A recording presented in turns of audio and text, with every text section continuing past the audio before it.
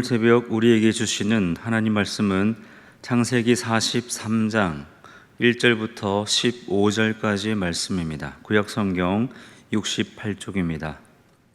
그 땅에 기근이 심하고 그들이 애굽에서 가져온 곡식을 다 먹음에 그 아버지가 그들에게 이르되 다시 가서 우리를 위하여 양식을 조금 사오라.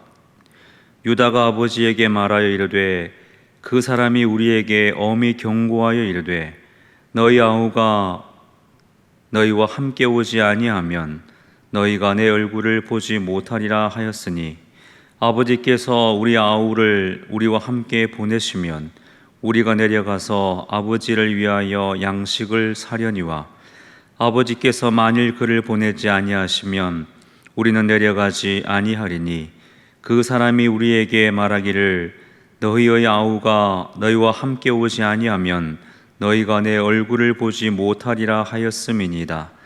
이스라엘이 이르되 너희가 어찌하여 너희에게 또 다른 아우가 있다고 그 사람에게 말하여 나를 괴롭게 하였느냐?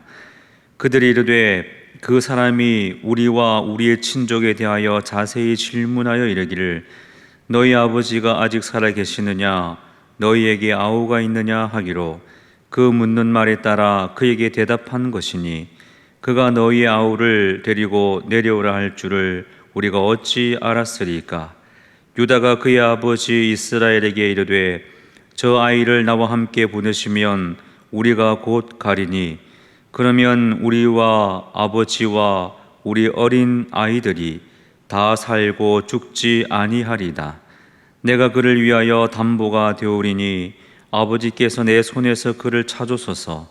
내가 만일 그를 아버지께 데려다가 아버지 앞에 두지 아니하면 내가 영원히 죄를 지리이다. 우리가 지체하지 아니하였더라면 벌써 2번 갔다 왔으리이다. 그들의 아버지 이스라엘이 그들에게 이르되 그러할진대 이렇게 하라. 너희는 이 땅의 아름다운 소산을 그릇에 담아가지고 내려가서 그 사람에게 예물로 드릴지니 곧 유향 조금과 꿀 조금과 향품과 모략과 유향나무 열매와 감 복숭아이니라.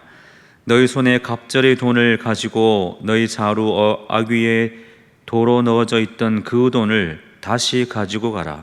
혹 잘못이 있었을까 두렵도다. 내 아우도 데리고 떠나 다시 그 사람에게로 가라. 전능하신 하나님께서 그 사람 앞에서 너희에게 은혜를 베푸사 그 사람으로 너희 다른 형제와 베냐민을 돌려보내게 하시기를 원하노라. 내가 자식을 잃게 되면 이르리로다. 그 형제들이 예물을 마련하고 갑절의 돈을 자기들의 손에 가지고 베냐민을 데리고 애굽에 내려가서 요셉 앞에 서니라. 아멘. 오늘 본문 1절, 2절 말씀에 보면 야곱이 그 아들들에게 명하여서 애굽으로 가서 양식을 사오라라고 말하고 있습니다. 왜냐하면 1절에 있는 것처럼 그 땅에 기근이 심하였고 또 2절 말씀처럼 애굽에서 가져온 곡식이 다 떨어졌기 때문입니다. 우리가 성경을 통해 확인한 것처럼 애굽의 그 기근은 7년으로 예정되어 있었습니다.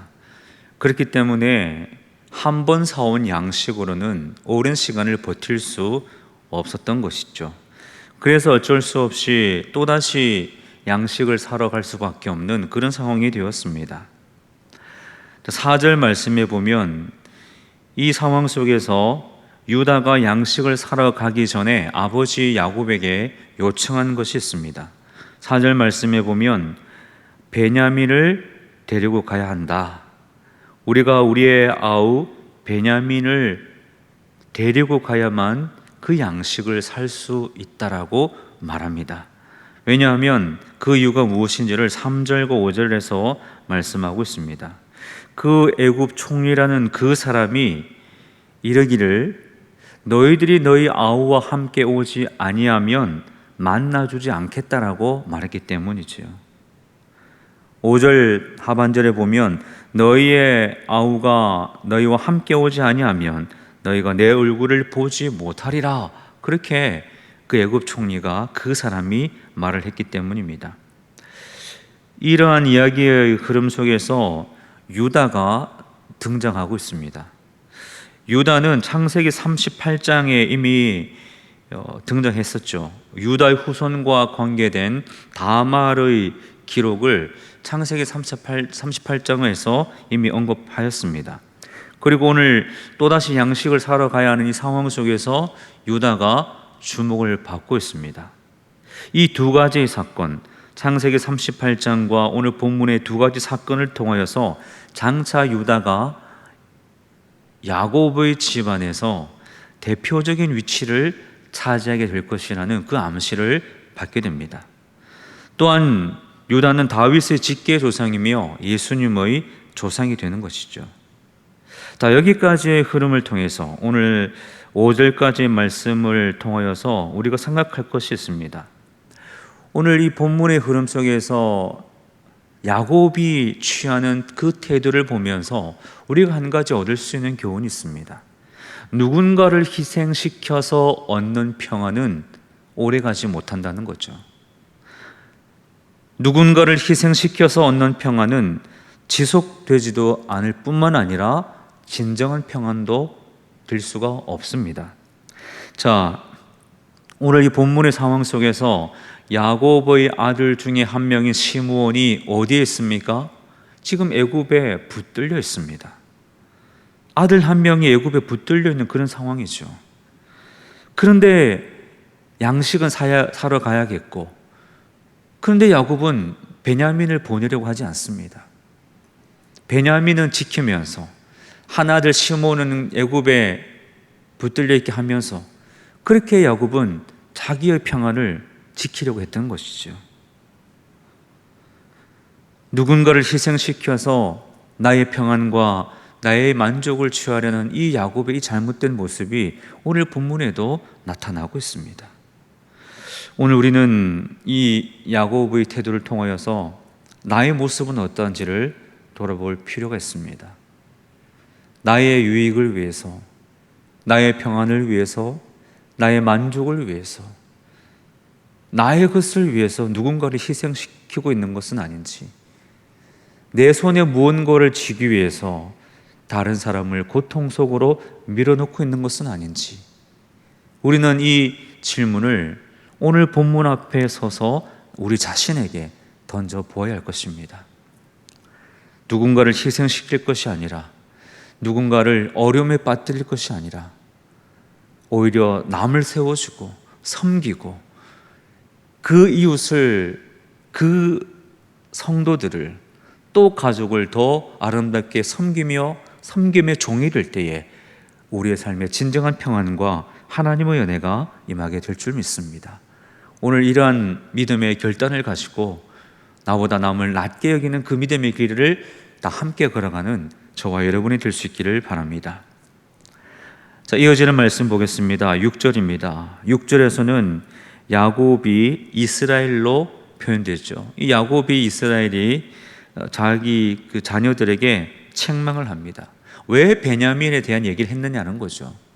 왜 애굽 총리 그 사람에게 너희들의 동생 얘기를 왜 해서 일을 이렇게 곤란하게 만들었느냐라고 책망을 하고 있습니다. 그러자 야곱의 아들들이 무엇이라고 대답합니까? 7절 보십시오.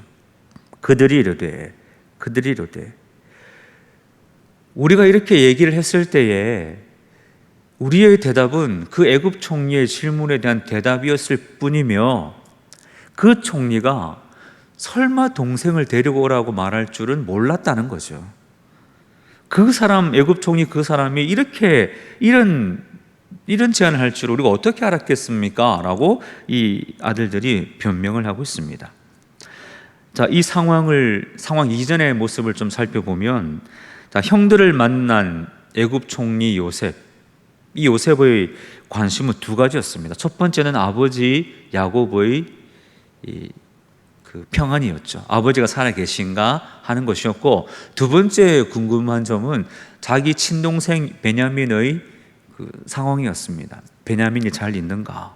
왜냐하면 형들이 자신을 팔았기 때문에 자신의 친동생이었던 베냐민도 뭔가 어떤 어려움에 빠지진 않았을까 하는 그런 염려가 요셉에게 있었던 거죠. 그래서 아버지에 대한 안부와 친동생 베냐민에 대한 안부를 다시 만났던 형들에게 물었습니다.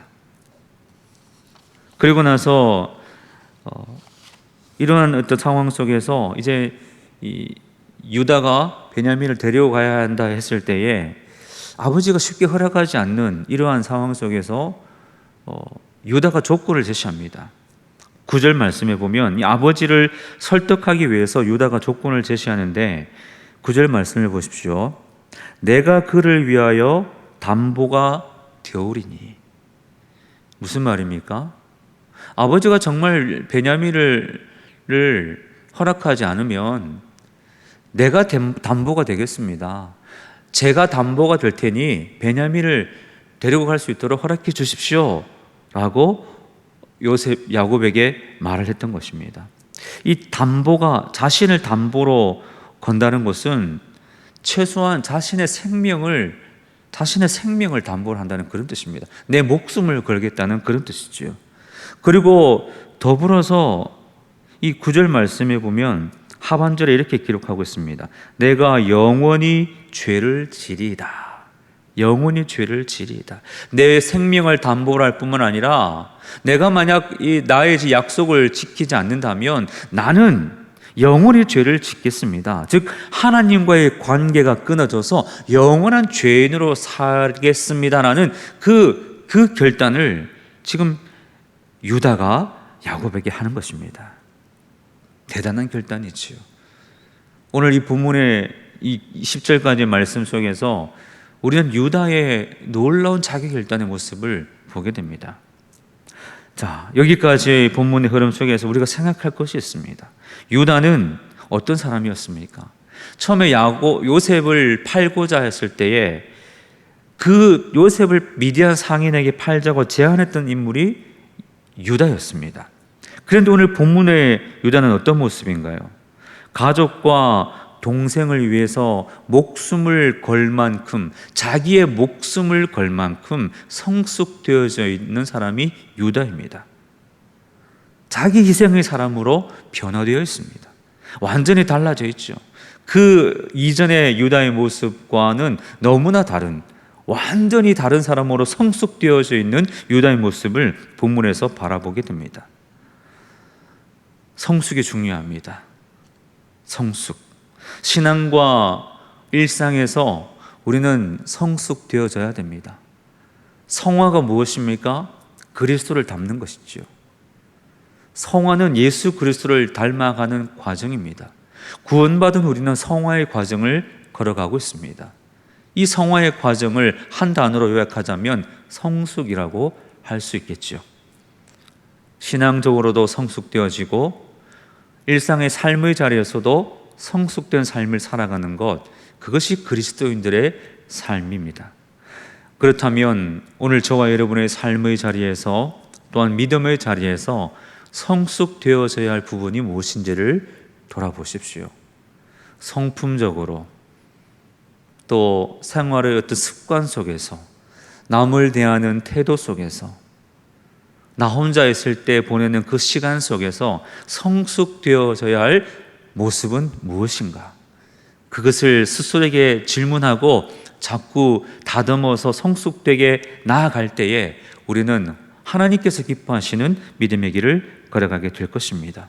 또 한 가지, 유다와 같이 공동체를 위해서 희생할 수 있는 모습이 필요합니다. 만약에 공동체의 구성원 한 사람 한 사람이 자기의 유익과 안전만을 도모한다면 그 공동체는 성숙될 수도 없고 성장할 수도 없습니다. 오늘 유다와 같이 나의 공동체, 내가 속한 가정과 교회와 직장, 그 모든 공동체 속에서 내가 내 믿음으로 희생하고 감내해야 할 모습은 무엇인가? 나의 공동체를 위해서, 내가 발딛고 소속되어 살아가는 그 공간 속에서, 그 공동체 속에서 그 유익을 위해서 내가 감내해야 될 것은 무엇이 있을까? 이것 또한 스스로에게 질문하시고 그것을 찾고 실천해 나갈 때에 우리가 세상의 소금이 되고 빛이 되는 삶을 살아가게 될 것입니다. 유다의 모습을 마음에 새기고 성숙과 희생의 삶을 함께 걸어가시는 저와 여러분이 될 수 있기를 바랍니다. 이어지는 본문 11절 말씀에 보면 이제 야곱의 결단으로 그 아들들과 베냐민이 애굽을 향하게 됩니다. 애굽으로 향하는 그들에게 11절 말씀에 보면 예물을 준비하게 하죠. 11절 하반절에 보면 유향, 꿀, 향품, 모략, 유향나무, 감복숭아, 이런 다양한 예물을 준비합니다. 그와 더불어서 12절 말씀에 보면 갑절의 돈도 함께 준비하여 출발합니다. 그리고 13절 말씀처럼 베냐민도 데리고 이제 그 아들 일행이 애굽을 향하여 출발하고 있습니다. 이렇게 많은 것을 준비한 이유는 애굽 총리의 환심을 사기 위함이었을 뿐 아니라 베냐민, 그 막내 베냐민의 안전을 도모하기 위한 수단이었을 수도 있죠.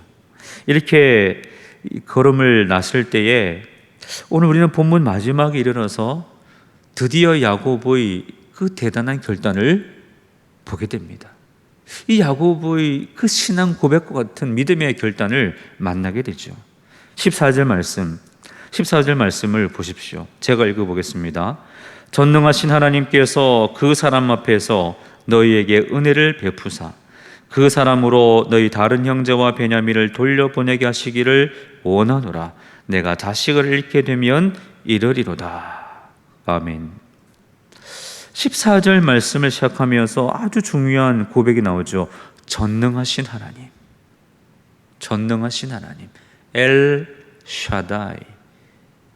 야곱의 입에서 하나님을 전능하신 하나님으로 고백하고 있습니다.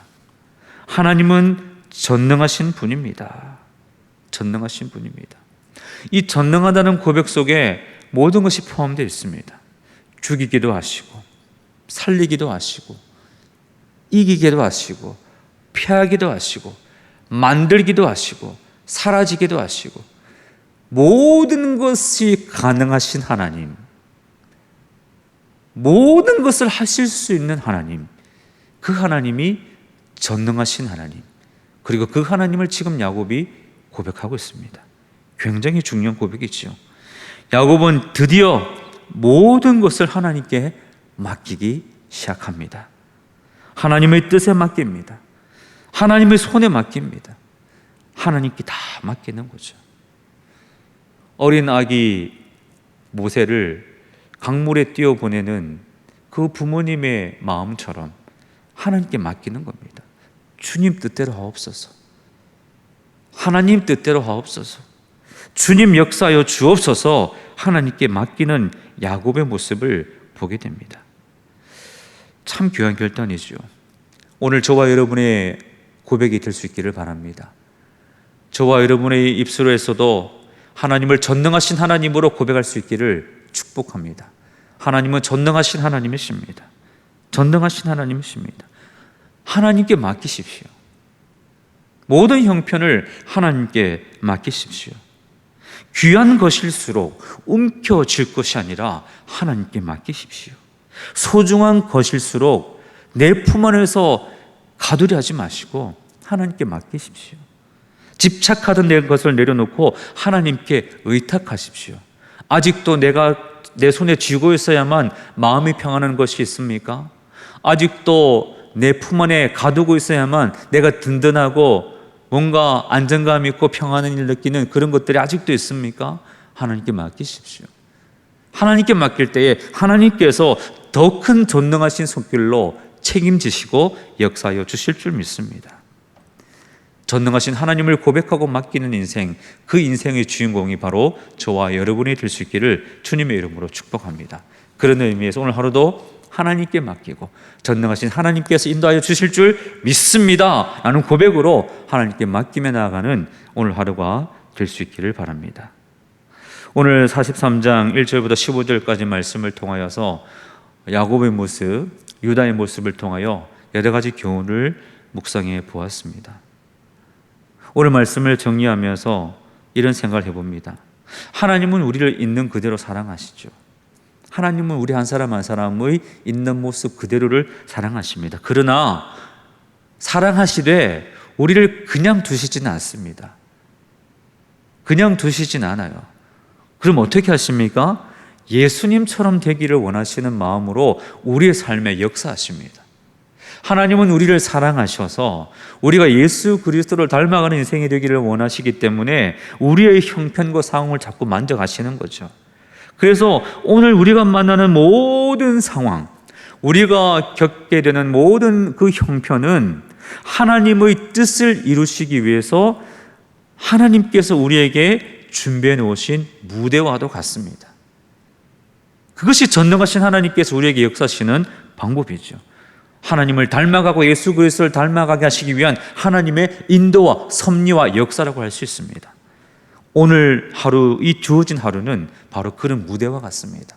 누구를 만나든지 어떤 형편에 처해든지 그 속에서 예수 그리스도를 닮아 성숙되기를 원하시는 하나님께서 준비해 놓으신 그 무대가 오늘 하루인 것이죠.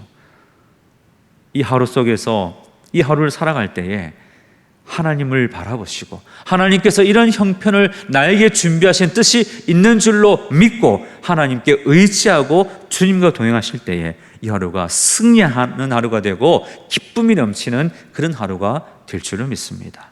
오늘 본문 말씀 깊이 마음에 새기시고 성숙을 이루시고 자기 이생의 삶을 살아가시고 섬김의 삶을 살아가시고 모든 삶의 자리에서 우리를 인도하시는 그 하나님과 동행하는 삶을 살아가셔서 하나님께는 영광이요 주님이 주신 은혜 속에서 기뻐하며 즐거워하며 살아가시는 저와 여러분 모두의 삶이 되시기를 주님의 이름으로 간절히 축원합니다. 기도하겠습니다. 하나님 아버지, 우리를 하나님의 자녀로 부르시고 하나님께서 뜻하시고 계획하신 그 삶의 주인공이 되게 하셔서 감사합니다. 그러나 하나님의 부르심을 잊어버리고 우리의 삶에 집중한 나머지 주님의 뜻대로 살지 못한 시간들도 있음을 또한 고백합니다. 우리의 걸음걸음이 더 성숙되게 하여 주시고 우리의 삶에 예수 그리스도를 닮아 주님 기뻐하시는 그 믿음의 길 걸어가는 우리 모두가 될 수 있도록 인도하여 주시옵소서. 하나님께서 오늘 하루도 우리에게 허락하여 주신 줄 믿습니다. 우리의 연약함 가운데 주의 능력의 손길로 인도하여 주시며 우리 성령 하나님 우리 가운데 감동하시고 우리 가운데 주장하시고 역사하여 주셔서 오늘도 하나님의 인도하심을 따라 승리하려고 되게 하시고 세밀한 손길을 우리를 인도하시는 하나님의 손길을 경험하는 복된 하루가 되게 하여 주시옵소서. 우리 모든 성도들의 가정을 평안 가운데로 인도하여 주시고 가정과 경영하는 기업과 직장 또 우리 모든 자녀들의 삶의 자리 위에 하나님 놀라운 능력으로 인도하여 주시옵소서. 그렇게 역사하여 주시고 함께하여 주실 줄 믿사오며 예수님의 이름으로 기도드리옵나이다. 아멘.